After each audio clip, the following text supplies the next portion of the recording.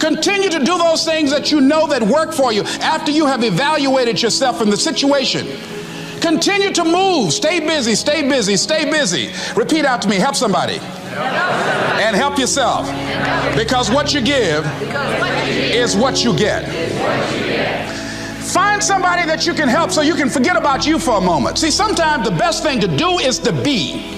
Sometimes you have to just back up and go within yourself. A bow and arrow, you can't take a bow and just push it out an arrow. You just can't push the arrow out. You have to pull it back and then release it.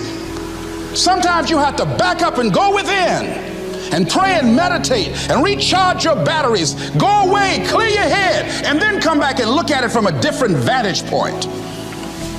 Don't operate while you're under the spell or the effect of what's going on. Next thing is that you've got to activate the thinker in you. Don't allow your emotions to control you. We are emotional, but you want to begin to discipline your emotion. If you don't discipline and contain your emotions, they will use you. Your mind goes on automatic, just like a guard. You know, I loved reading the book called As a Man Thinketh by James Allen. He uses the analogy of the mind being like a garden. You know, weeds don't have to have any encouragement to grow. You don't have to water them. They don't have to get sunshine. They don't have to have fertile ground. They will grow through the cracks of a sidewalk. Am I right? But if you want to grow orchids or roses or any kind of exotic flowers, there are special processes and procedures you must go through.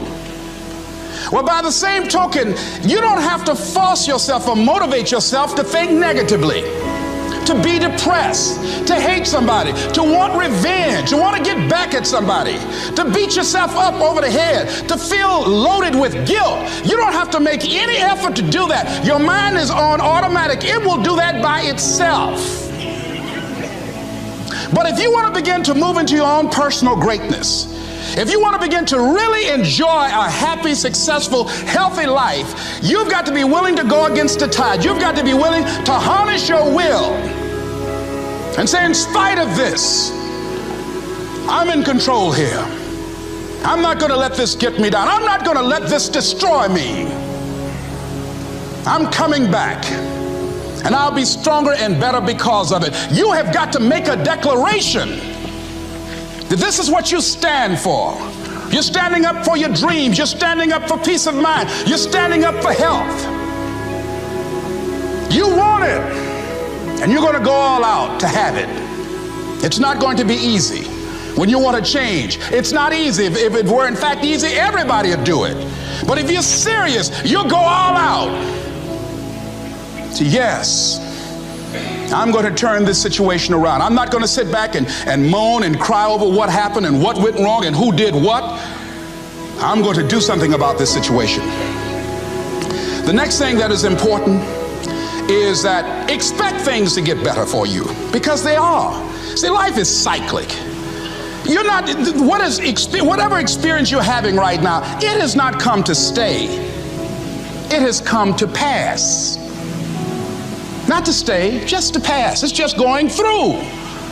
The biggest challenge is to know what's happening. This is a part of this thing we call life. This too shall pass. And maintaining perspective, putting it in perspective.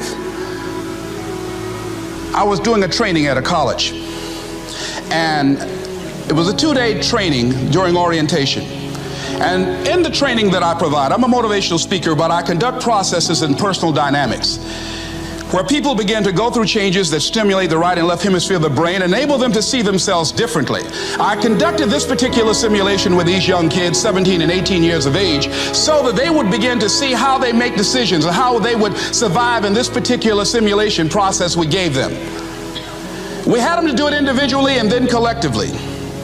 Over 30% of them wrote down as their first option, in order to survive, they would commit suicide.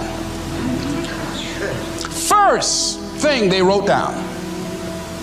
Suicide among young people has increased 300%. Over 5,000 will successfully take their lives this year. Why? Why did they do that?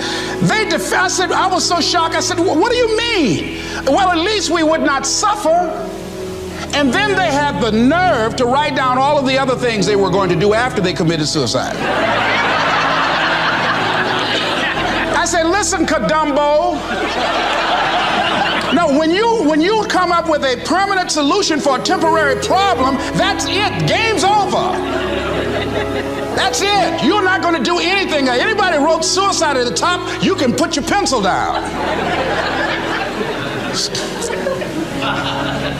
See, a lot of us, because of our limited vision of ourselves, a lot of us who begin to focus on problems and enable them to overwhelm us, we begin to think that we have no options. We begin to believe that there's no way out. Repeat after me, there's always a way. Where there's a will, there's a way. Shake somebody's hand on your right and left and say, I'm unstoppable.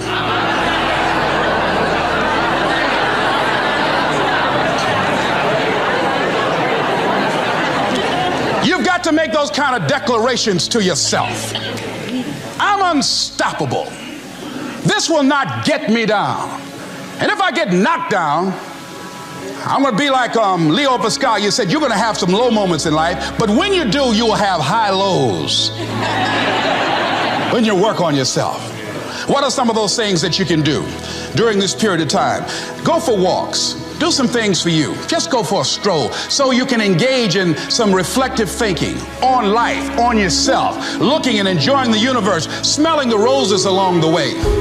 Listen to upbeat music, music that inspires you. I have oldie but goodies. I have strategies that I engage in to recharge my batteries. I'm preparing for that because I know things are going to happen that I cannot anticipate. A very good friend of mine died the other day. I had a program for myself. I have books that I read that inspire me, tapes that I listen to that fire me up. Because you're going to have sometimes low moments when you won't want to get out of bed. You just want to stay there. At times you won't want to come out the house. At times you'll be feeling bad and don't know why. What's wrong? I don't know. Just leave me alone. Why did that happen? I don't know. It's called life.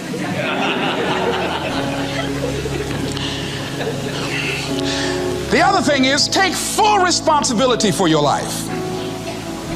Accept where you are and the responsibility that you're going to take yourself where you want to go. Someone said we have two primary choices in life.